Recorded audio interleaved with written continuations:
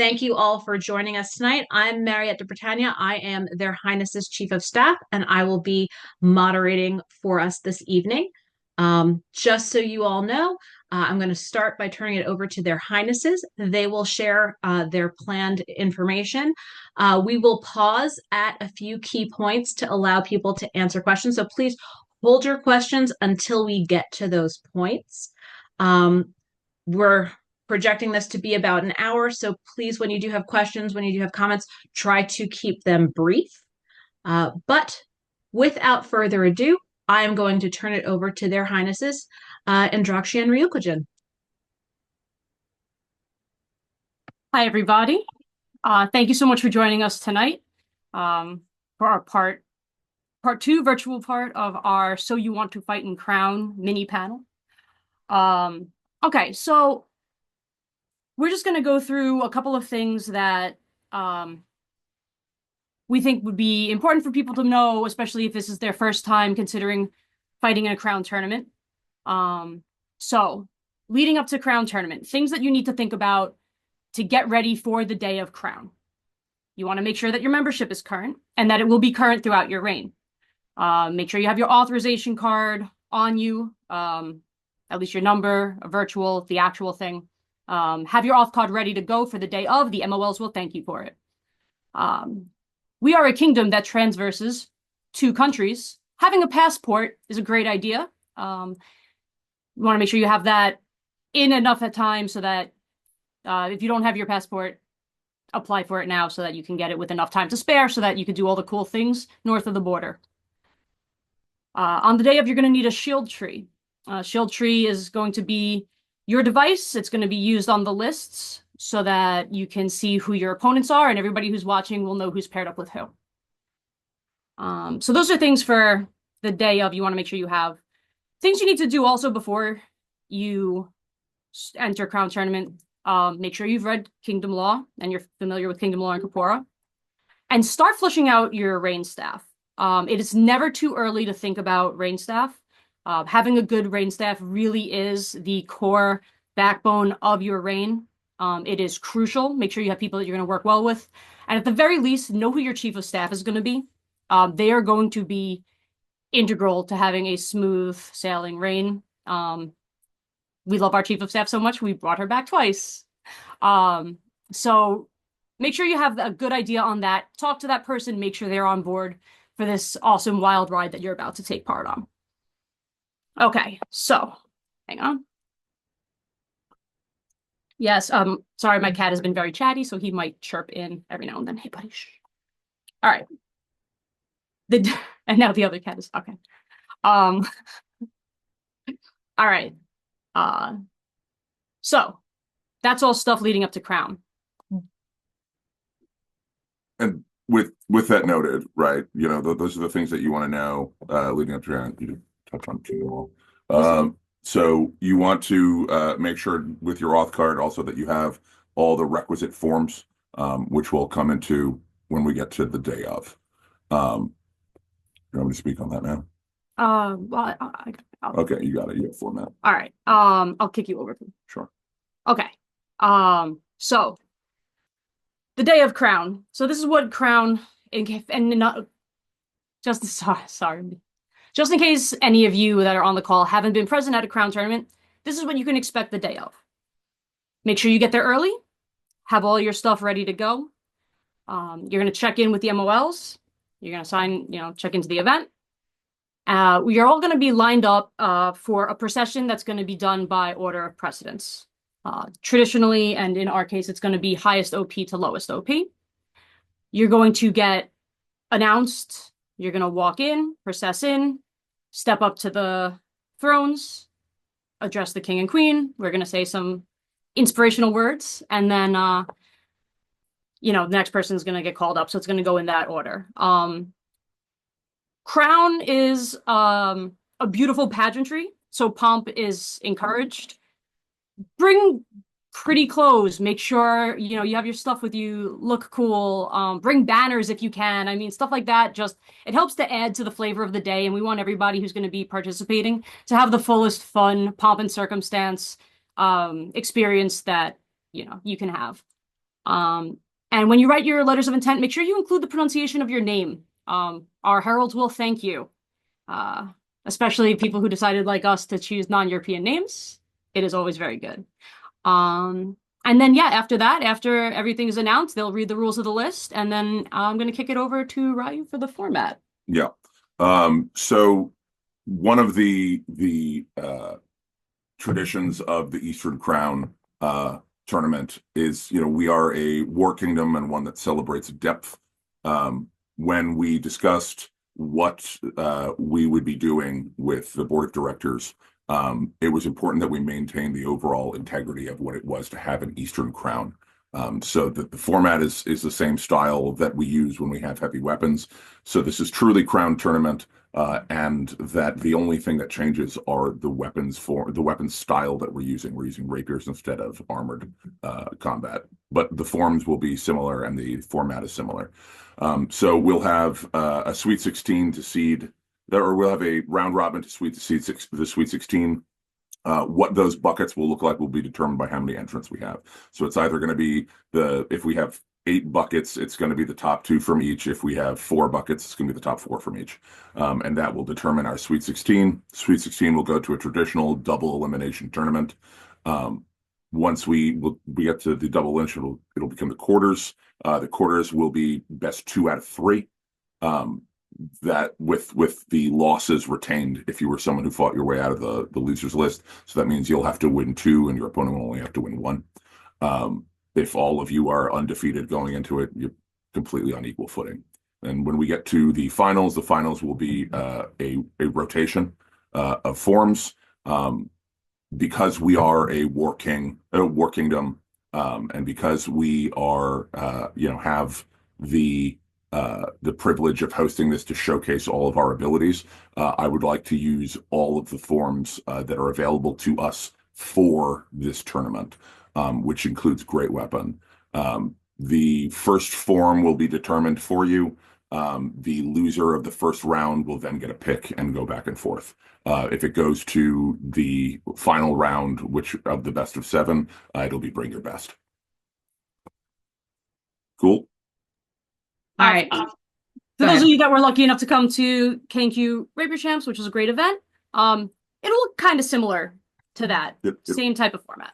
More or less. Elsbeth?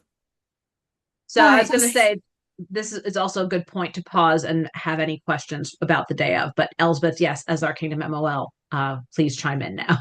Okay, so I just have one point of clarity. Your Highness, you said the quarters are best 2 out of 3. You skipped over the semis, or was there a misspeak?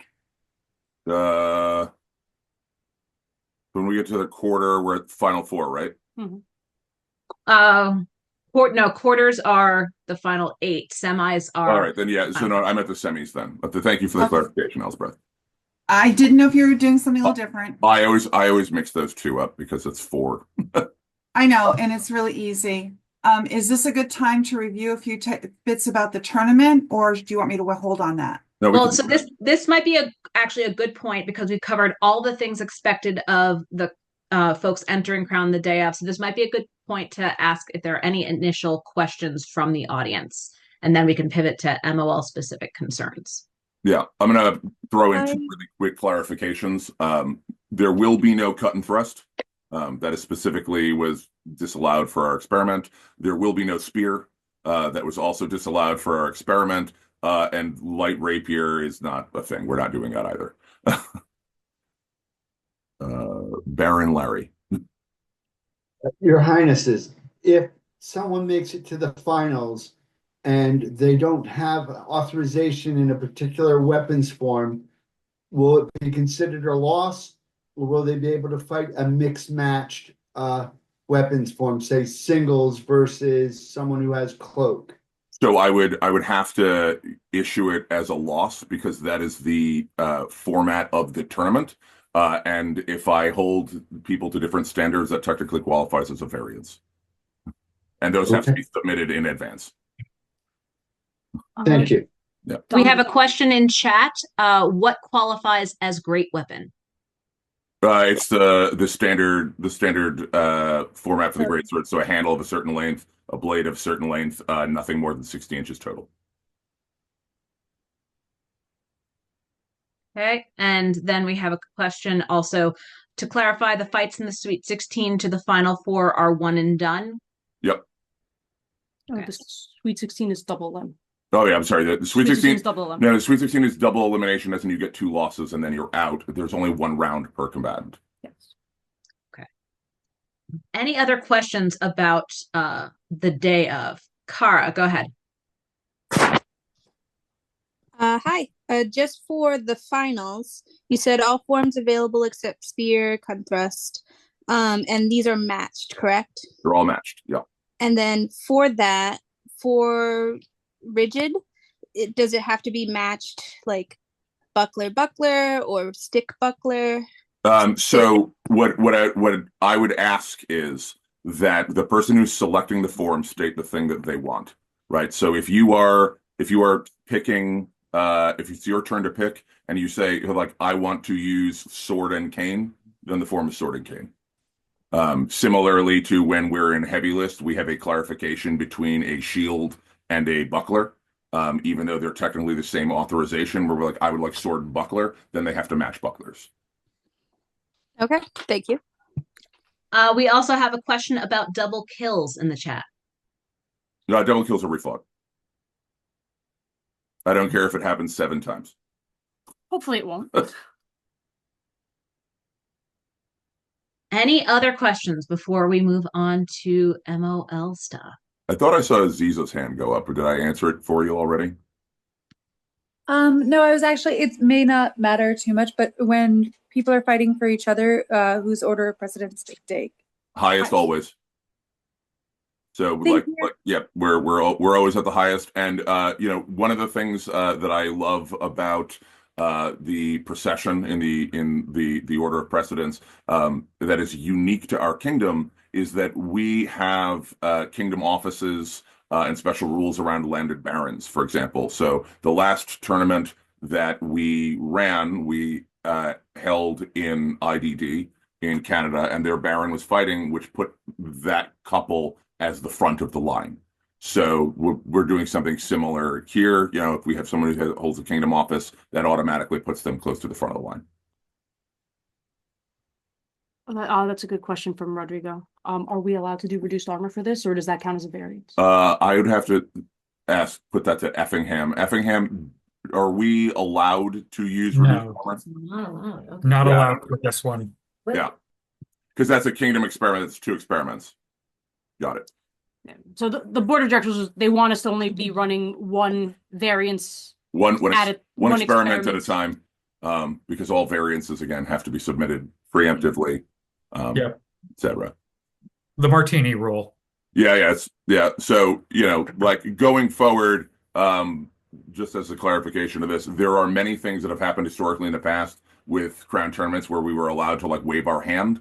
The board of directors has insisted that those things are gone. It just happens to coincide with this experiment that was already on the table. We had been fighting them for a number of years. They've gone away. Anybody? All right. Any other questions before we move on? All right. Elsbeth, let's hear from the MOL. Go ahead, Baron Larry. In terms of the pool, will it be arranged that couples who are fighting for each other will not be in the same pools? As best we can. Like you know, we will situate that, but you know, we can do that too. We'll try and do that for couples, and additionally, you know, we'll try and seed them so that the pools are equal. You know, I trust our MOLs to put, you know, fair numbers of mods and ogres in each bucket, and then try to you know, take, you know, people maybe when we sign up, we'll make note what region you're from, you know, also to help kind of prevent there from being, you know, just like one bucket of like, you know, as we would have in heavy weapons, everyone from Nutley, you know. I think that's a good time to kick it over to our MOL. Yeah, because that definitely feels like an Elsbeth question. Hi, welcome everyone.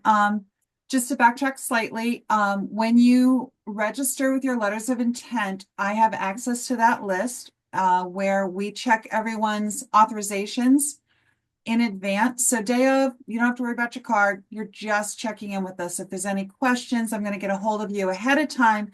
That way your head's in the game when you get there. There's no distractions. It's a simple check-in. You're going to move from me to the heralds who will verify pronunciation and stuff so they get it right for you. And then you'll drop off your shield with Jongler Herald who collects all the shields. We do take, and I believe the form is out. I didn't even think about this. Much like Rapier Champs, I do take a look at what regions you're in. We do separate couples. We separate, if you're not a couple but fighting for each other, we're going to separate you in pools as well. And the shield trees will go up with just the pool groups. We have 4 trees if there's 8 lists. I'm not sure how we're going to wrangle that one, but we'll figure it out. Half and half, maybe. I don't know. We'll try to use the trees as much as humanly possible to give you an idea where you're going. They will be seated. We usually go through to the mods first, then the golden level awards, then silver, and then everybody else. We try to, it's actually really random. We turn the cards over and ask people to pick and just divide them that way. We try to random it as much as possible. And that will be the pools. Pools are going to flow pretty quick. We're just going to keep things moving. Depending on the size of the list of the pool, there's going to be a lot of bouts to get through. We're going to move through this as quickly and as efficiently as possible. We'll do the tallies. If there's any ties, they'll get handled based on how their highnesses and want to determine any ties in the pools. At times, it's whoever beat who. Other times, it's a quick fight off. It'll be very situational based on what we have at that time. When we get to the double elimination, it'll again be seeded in randomly. You're going to at least start out not fighting the people you just came out of the same pool with. At some point, there's nothing we can do about you running into each other again. Please know that when it comes to the double elim portion, after the second round, if you have no losses, you're only going to be going out every other round. We didn't forget you. It's because the double elim has a constant feed. There's catch-up rounds in between, if you kind of think about it that way, to keep it evenly going. So if you haven't lost, you're not going out every round after the second round. Day of, please do not send anyone over to the list table to see what you're doing, who you're seeing, who you're fighting next. We do need you to please stay clear. I know you're curious. You're just going to have to wait for the heralds. And if you have any questions about your pool and such at the end, come see us after the tourney is done. We will not be taking any questions during the tournament. And please don't come over and don't send anyone over to see how things are going on the double elim portion. They won't be allowed near the table. We need to really be focused. We don't want to make any mistakes. We want to make sure you have the smoothest tournament and progression possible. So we need to be uninterrupted and focused. And if you have any questions leading up to about your forms, about what's on the database, anything like that, please mol@eastkingdom.org. Reach out to me ahead of time. Any kind of questions at all, I'm happy to answer to help you prepare. And that's it for me. All right. Any questions for the MOL?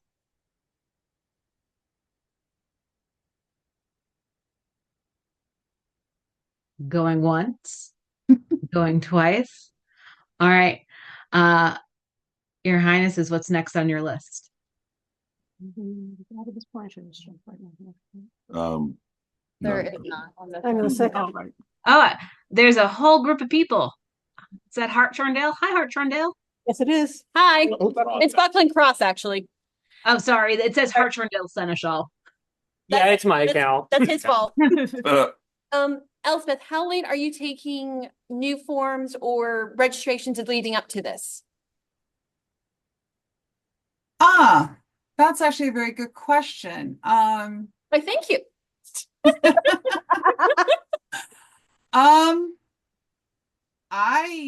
You may not get your card, but if I have the paperwork, as long as it's before, Your Highnesses, do you want me to have a cutoff? week. I actually also believe that there was potentially some plans in motion that the Friday before, since it's a camping event, that the local marshals might be willing to do authorizations the night before even. Nice. That seems. So if you've got your paperwork and it's signed, even the temporary card, if you're authorized, you're authorized. Okay. As far as the legality of it goes. Now, if you have other preferences, that's up to y'all.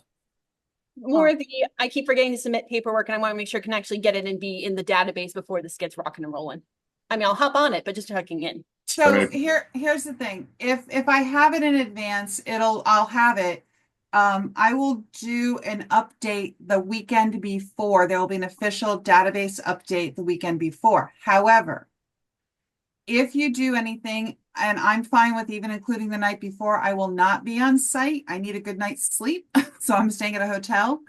That will be the time you need to bring me the form so that I can look at it and make note of the additional forms. And I have no problem just adding that to the notes for the day that we know the person's qualified, if your highnesses are okay with that.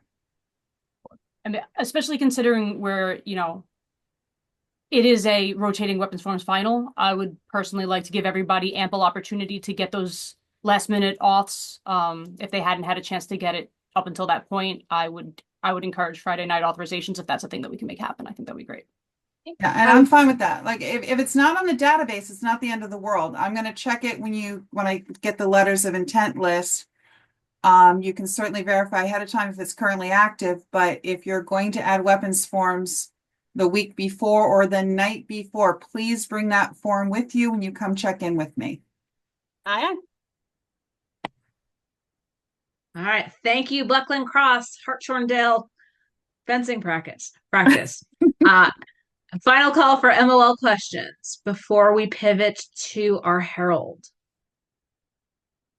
All right. So I'm going to turn it over to Troubadour Herald for a moment. Greetings, everyone. Your Highnesses, Mariette, I appreciate you all for letting me chat with you guys. Just a couple administrative notes and background blurbs, if you will. If you go to Crown Tourney and ask for the Herald, the resounding question will be, which Herald? There are many of us. There's a whole college, in fact. As far as the check-in for Crown Tournament goes, yes, you need to check in with the MOL. That should probably be your first stop. There is an OP Herald that will be putting you in line, they'll be issuing you essentially a number, the number where you're going to fall in line. We try to make it as uncomplicated as possible with the understanding there's many moving pieces. So that would be the Shepherd's Crook Herald. So you'll get your number from them. You will verify, please, I implore you, I'm a Herald. I'm also a human and a volunteer, as are my staff. We do our best to get pronunciations right. The sooner you get them to us, the easier they are to be included, and we will do our absolute best. Again, we're all humans and volunteers, so please bear with us. And then the John Glare Herald is where you're going to drop off your shield. So those are sort of the three tournament-involved heralds. Of course, Brigantia will be there. Likely will be announcing the finals.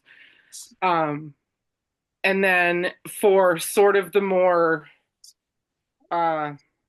practical application situation, if you will, what does heralding a tournament look like? If you were at K&Q Rapier, it looks a lot like that.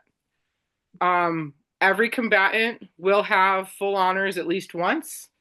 I will confirm with their highnesses how they want it. In the past, when we've done buckets, we've done full honors for the first round and like the first round robin round. So if it works out that we have an even number of competitors, everyone will get honors once. If there's an uneven number of competitors, one lucky individual will get full honors twice so that every competitor can get at least one.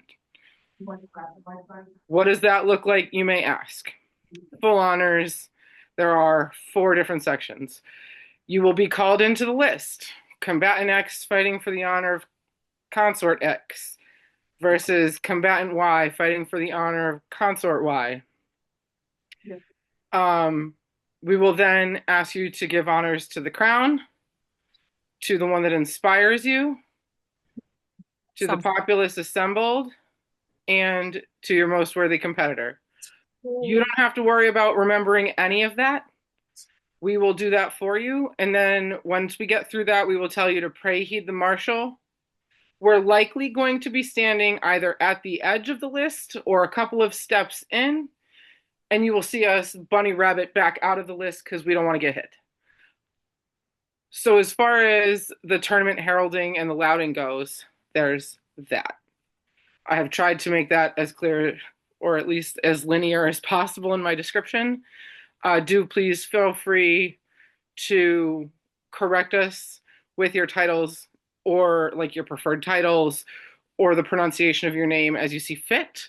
Some of the background pieces that you won't necessarily see happening, but we do have in place to support you are combatant cards, or like they look a little bit like I don't know, like a 5x7 index card sort of, or 4x6, and everything's typed out and laminated. So we do have Sharpies on hand and we can make adjustments as we go.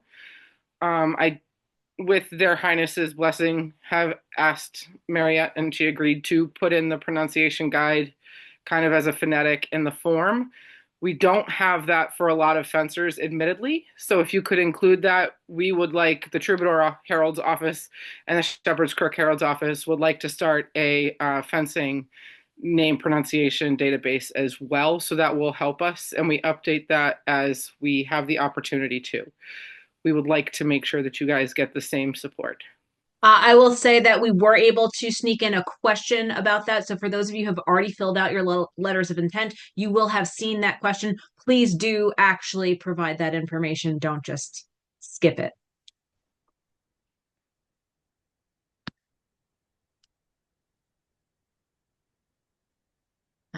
Did you have anything else, Marion, or should we pivot to questions for you? We can go ahead and pivot to questions. Also, thank you for bearing with me in the ramblings. Yes, thank you for bearing with me in the ramblings of the College of Heralds and Melissa's inner workings. All right, any question for our heraldic representative here? I see in the chat, is there a ready access schematic of the list shield somewhere online? So apparently it is online. It is linked in the chat. So apparently it exists on the wiki, which is excellent. Let's see. On that note, I believe Sir Cassius also offered to help if anyone needed to have them painted. So if you don't know, Martin Bridge on Facebook. Any other questions? He's also an artist by trade. Yeah. Great guy. Also super arty. Beautiful work. Any other heraldic questions? All right. Thank you so much, Marion, for being here and for chiming in. All right, pivot back to Highnesses. Oh, we have a question from Hema. Hi. What if we don't have like any like if like the fighter doesn't have like heraldry yet? So we've historically had blank shields, and then we just put your name on it. Okay, thank you. Yep. If you don't have it registered, but you have like a cool design that you use, I don't see a problem bringing that one. Yeah, because if the other part of that is if you can't register it, then somebody else probably can't either. Counterpoint, unless they already have.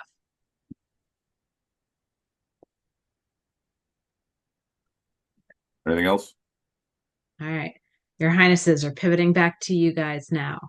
If I may, just one more administrative note. I'm really sorry. Without knowing, well, it's the Roses site, but without knowing how we're going to be setting things up, there will be certain areas in between the lists, which if it's very tight, we will likely ask to be reserved for royals and staff, that being tournament staff.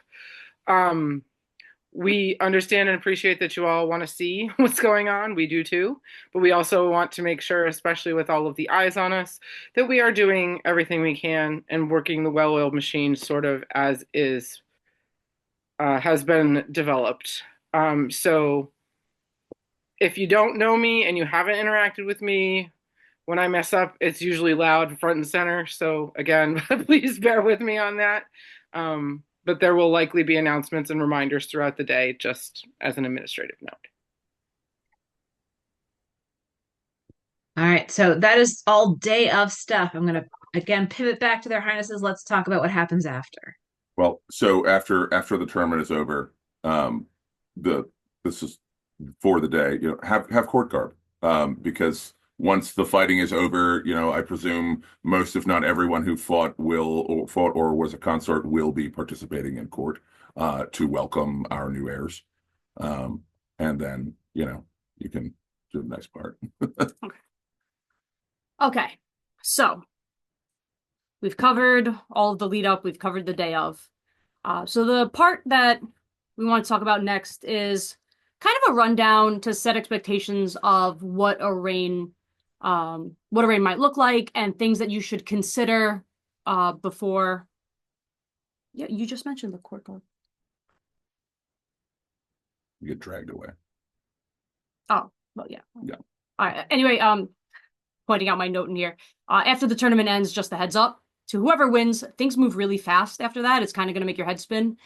So that's going to, don't get shell shocked by that. It's going to be like, oh my God, we won. And then people are going to pull you in all sorts of directions. It pretty much starts right then and there. And that's when the roller coaster starts dropping down the hill and you're in for a really interesting year and it's going to be great.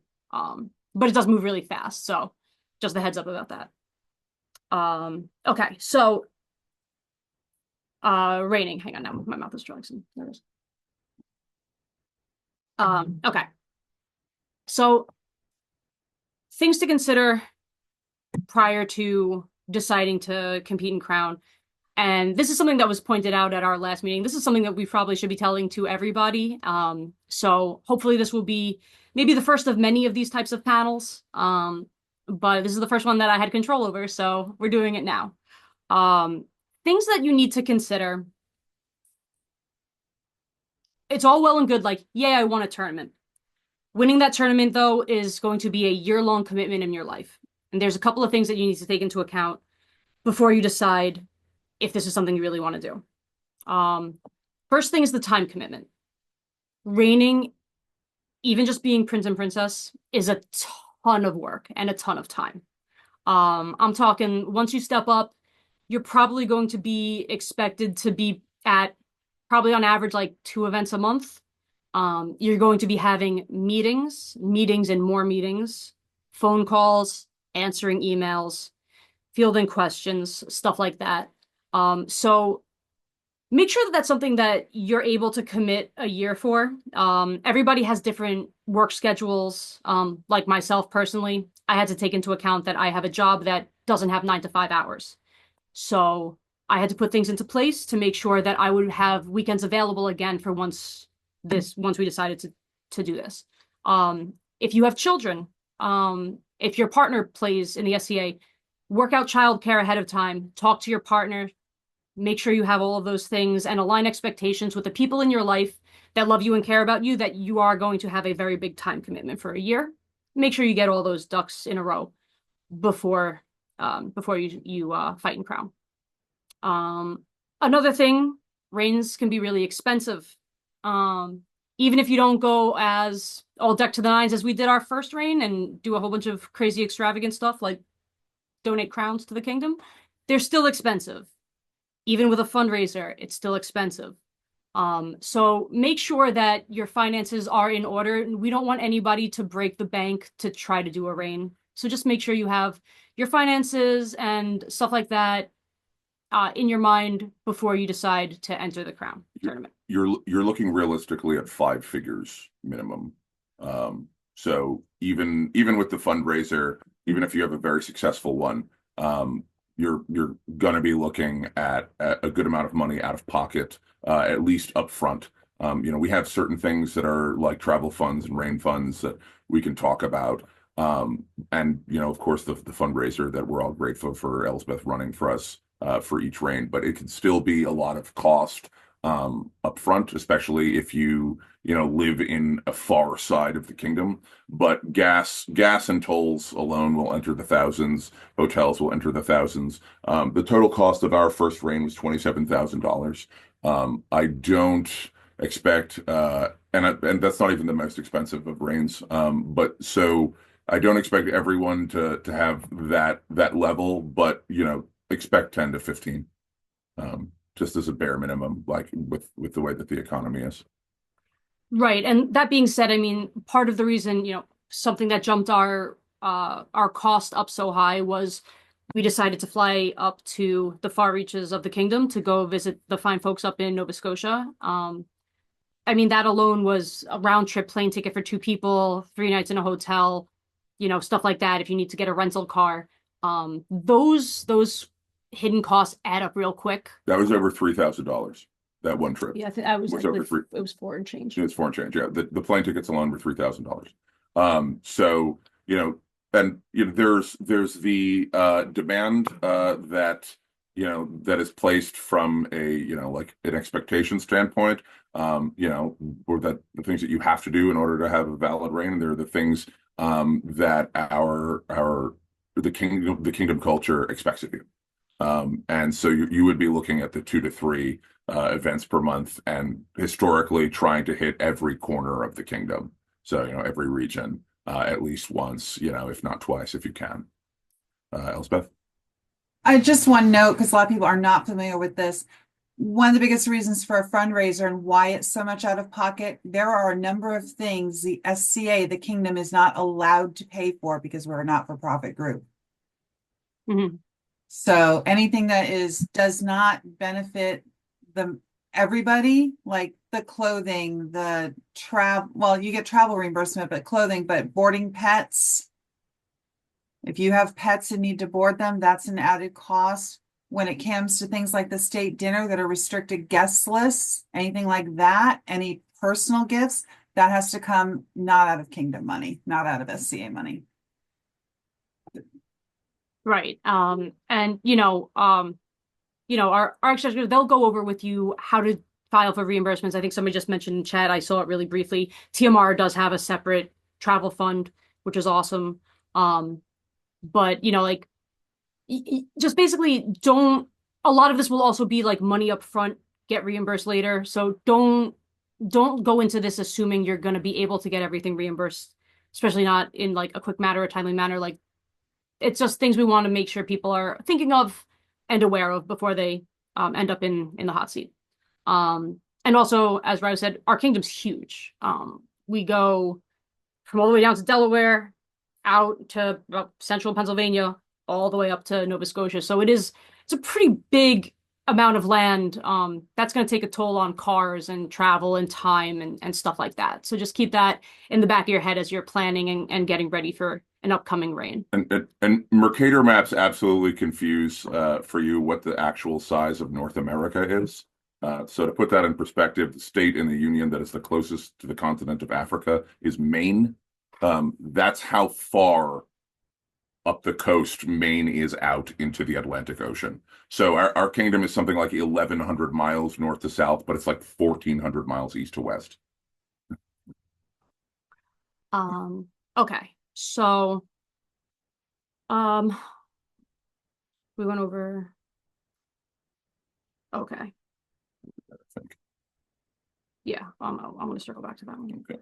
So while we're on the topic of money, another thing that I had almost forgotten last time and was very wisely brought up by people, reigns come with a lot of stuff. So you're going to get a bunch of stuff that you have to bring with you for the reign. You're going to get an obscene number of baskets that you have to keep track of and are going to go somewhere, usually your house.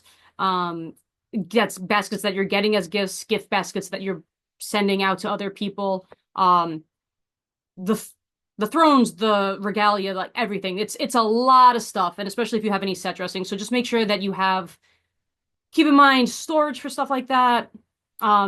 Vehicles that can transport storage, and if you don't have that personally, start thinking about a reign staff position of a chamberlain to help you keep track of all of that stuff. I think Brendan said what conservatively 8x10 trailer-ish worth of stuff is what's going to be given to you. Not necessarily all of it at Crown, but you're gonna have to go home with the thrones and the cornets. So something to keep in mind when you go to Crown tournament. If you win, you're going home with stuff. Okay. And then just other things. Actually, we can spin into Penzic now since we're talking about time and stuff. Yeah. While it's not required when you're an heir to attend Penzic War, our kingdom is a participant in the granddaddy of all wars in the SCA. And we are very, very much so as a culture ingrained within that war. One of the things that unifies Easterners very often is that war. I like to joke that we come from a kingdom of some of the most contentious people in the known world. You could see every major sports rivalry. We've got a major player in all of them, from the Red Sox to the Yankees to the Patriots to the Jersey Devils and Rangers. Everywhere we're always ready. And then we just turn our eyes westward once per year because someone said, Chicago style is actually quite good. And that is when we all unify as a group to go and have a big fight. So there's a certain expectation that the leaders of the kingdom will, one, be at Penzic War. And there is a precedence that has been set within the past decade or so that the royals and their heirs field and fence for every heavy weapons and fencing battle. They are present for all of them. So should you win, you will be expected to be on the field for, the sum 4 battles of each format during War Week, and likely the entire Heroics Day that Sunday. And if you're particularly invested, which I hope you are, also when we have the siege battles and such on the Wednesday. Go ahead, Phelan. So I don't want to totally detract from things, but one of the cool things about being heirs at Penzic is getting to work with the royals that are on the throne, get to learn from them, talk to them ahead of time to see what kind of expectations they have as far as time commitments. You may have to go do things for them.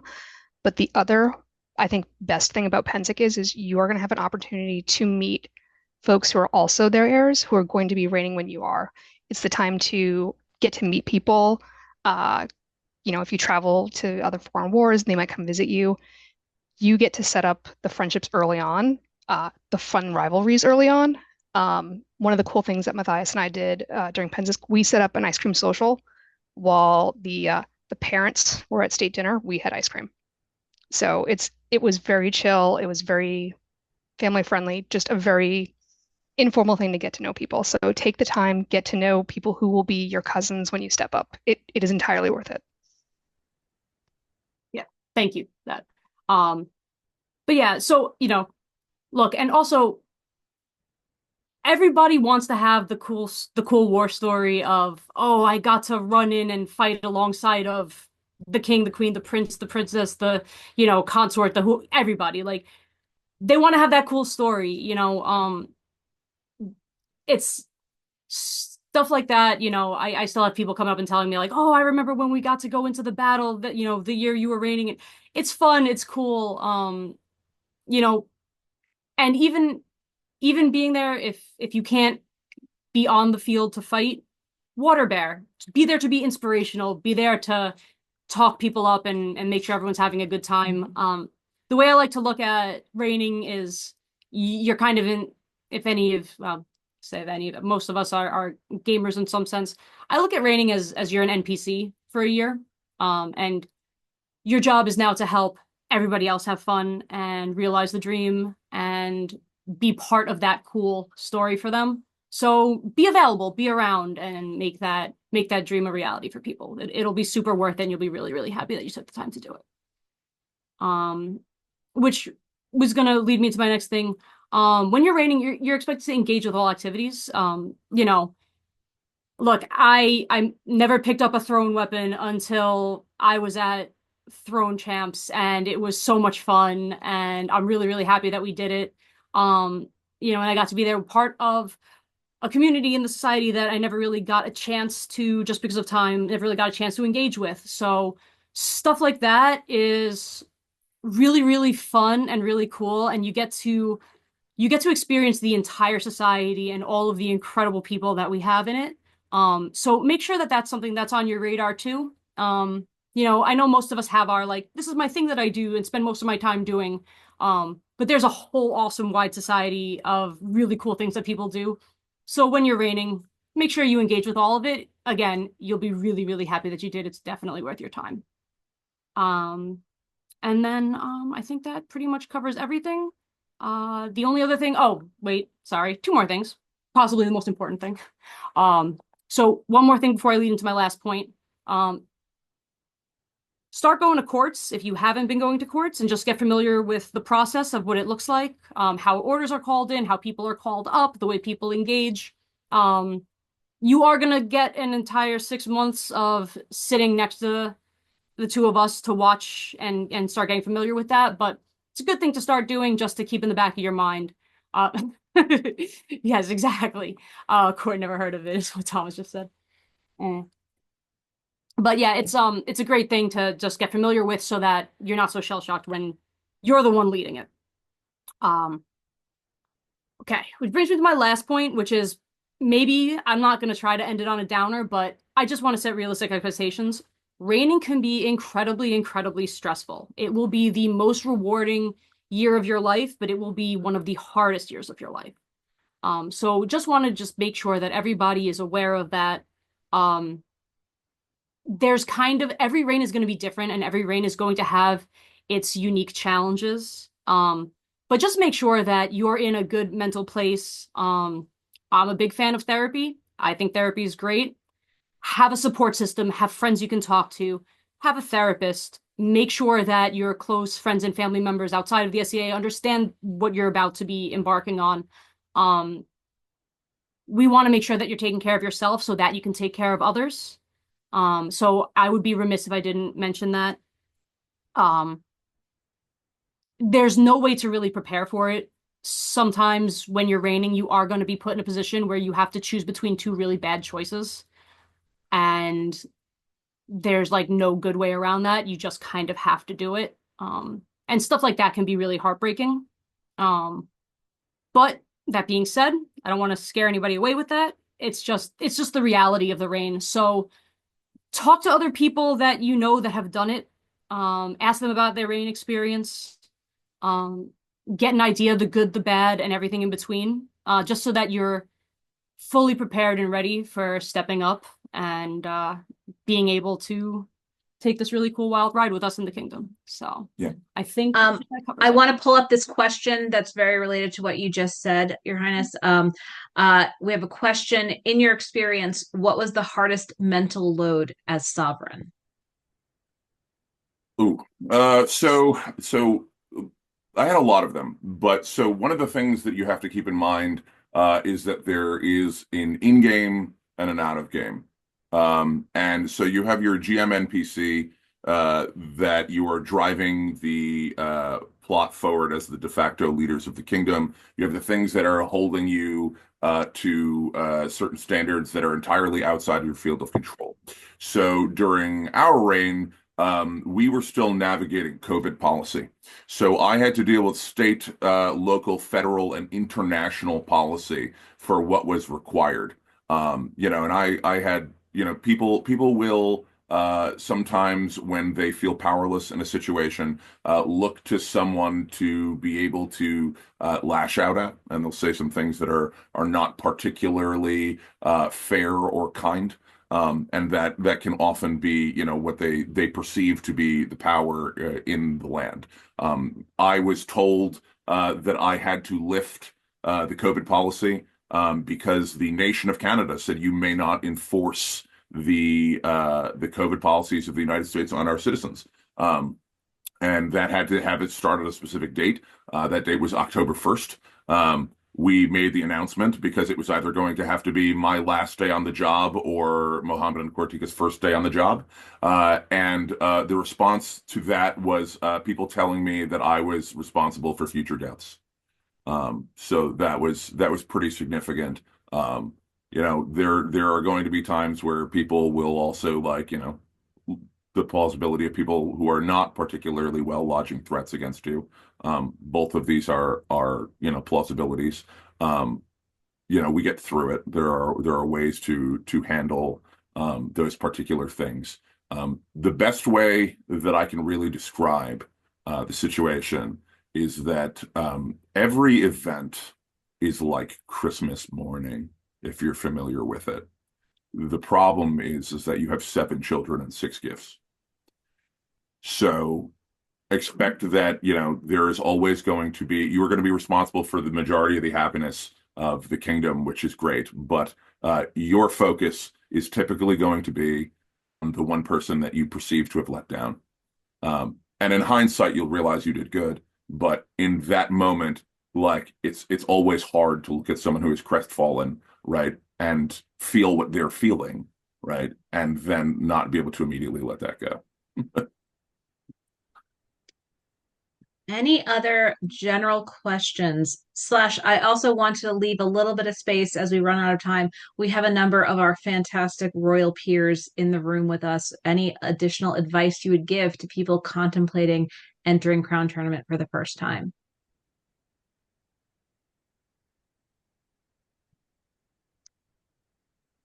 Did all the royal peers of the East just go silent on me? I'll go.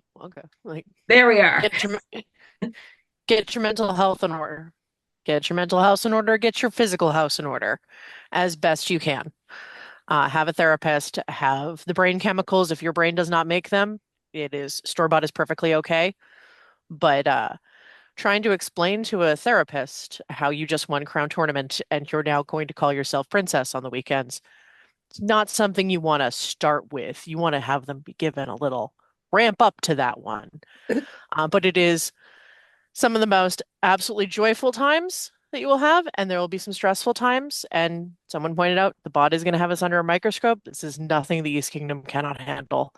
And understand that you have all the goodwill and the support of the kingdom. The kingdom has overwhelmingly supported this experiment.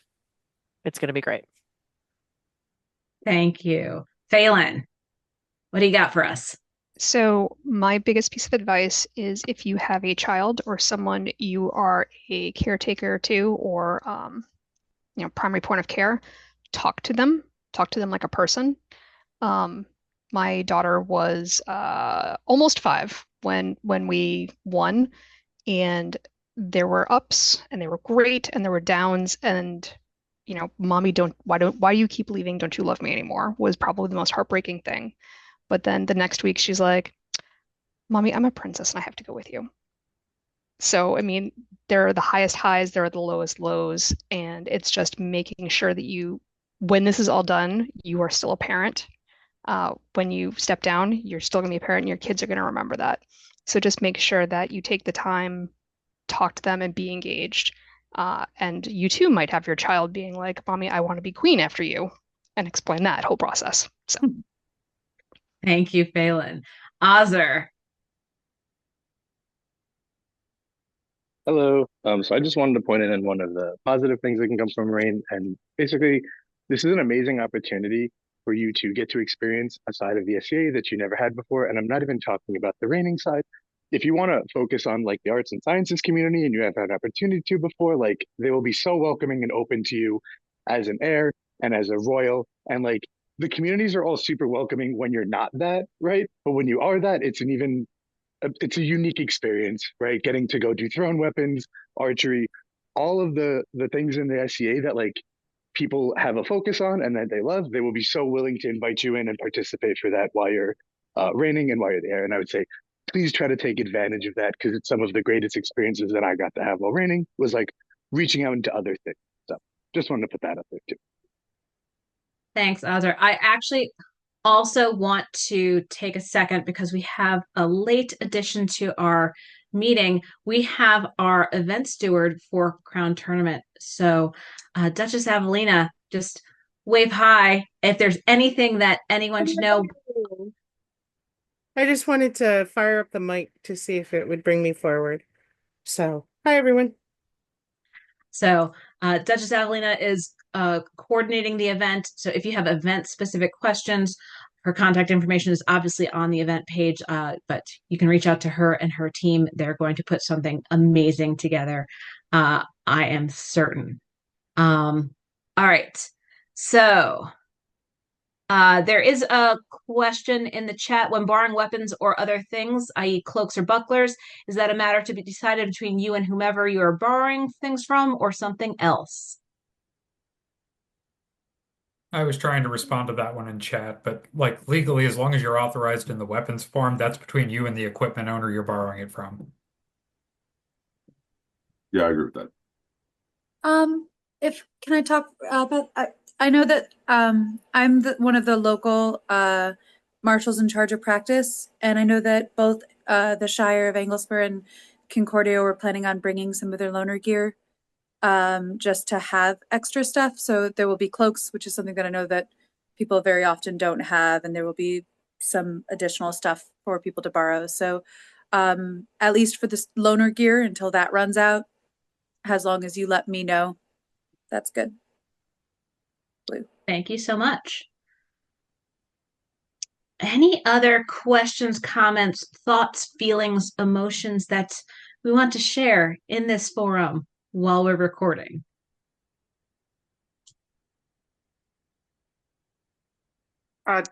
Your Grace Evelina, with respect to the item of loaner gear available, if we could just work logistically to have a designated area so that doesn't interfere with the integrity of the list setup at the beginning and during the remainder of the tournament, I am happy to discuss that with you, just as a item to consider. Okay, thank you. All right, it is just after 9 o'clock. I'm going to say one thing before I turn it over to their highnesses to wrap us all up. But I will say, please ask questions. Please ask questions of other royal peers that you know. Ask questions of the people in your life. If you have questions about a royal staff, you know, ask me. I've got a Kingdom email. You can ask me any question you want. This is my third rodeo in the chief of staff world. So ask their highnesses, ask other royal peers. Go in with as much knowledge as you can gather. Avelina, go ahead.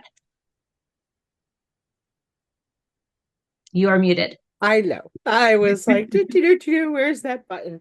There was a question in the chat about food at Crown. As with any other generic camping event, the event is not planning on providing food. We may wind up with a vendor or two, maybe three, but folks should be planning on bringing their own food, please. Okay, good call. All right, I will turn it over to their highnesses to bring us home. Final thoughts. I saw just one, there was one question that was there. Last question. I just can't pull it up. Your highnesses, what are your thoughts on the importance of hour in Crown Tournament? And what does, I think that should have been honor in Crown Tournament. What does honor in the tournament mean to you? Oh, that's very simple. We will have the marshals keeping a very, very close eye. So, I mean, honor is more than one, has more than one thing, right? Honor is based on one's integrity and the virtues that you put forward, which to me means that I expect prowess to truly be besting one another. It means that I expect courtesy. I will not tolerate any kind of shrugging of shots. I will not tolerate any kind of disrespectful speech or discourtesy towards your opponent. No tantrums being thrown. If you walk from the list or do anything to these things, you will be removed. So I expect the utmost decorum that you are capable of bringing forward in all measures. An addendum to that is also, as the rapier community does not typically have like the dying super dramatically at the end of a bout thing. Trying to do something else to bring extra attention when someone has been bested is going to be wise, especially for this tournament. As we have people who are maybe not used to watching fencing tournaments and other things, but are used to watching crown tournaments. We might want to consider dying more dramatically as somebody who was very guilty of not doing that at champs because I have a terrible back and I went down on my knee once. I cannot believe we are sitting here encouraging stadiums to be more dramatic. Spencer's on the list. I said what I said.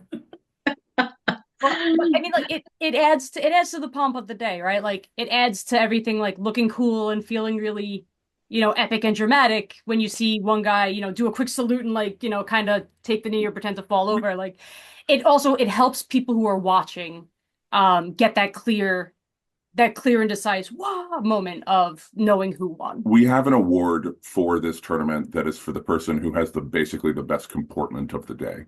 That's how significant the virtues will be watched.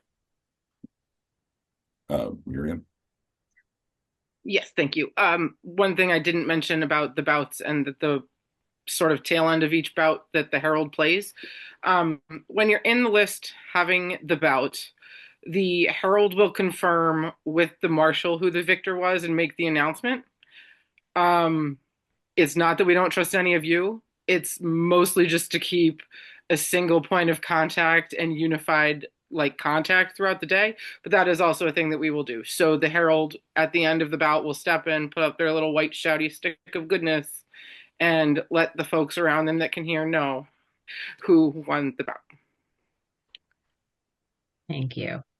All right, Your Highnesses, any final parting words? Make sure that you don't wait till the 11th hour to send in your letter of intent. Because it will close, and it closes at that time. It's not that you begin your submission page at 11:55 and then you go, oh, it was submitted at there's a very good chance that it'll just stop at that rollover point. So make sure that your submissions, man, get them in early. So that we can provide as much time to Elsbeth as possible, get them in early so that they can all be reviewed. That is one of the other items that the bot has reserved the right to themselves that they are allowed to waive, and we are not as a kingdom. So if you do not make it in time, it is nothing personal, but you would have to then request a variance yourself to be considered for this crown tournament from the bot.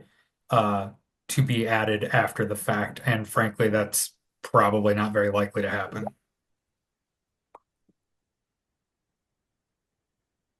Anybody All else? right. All right.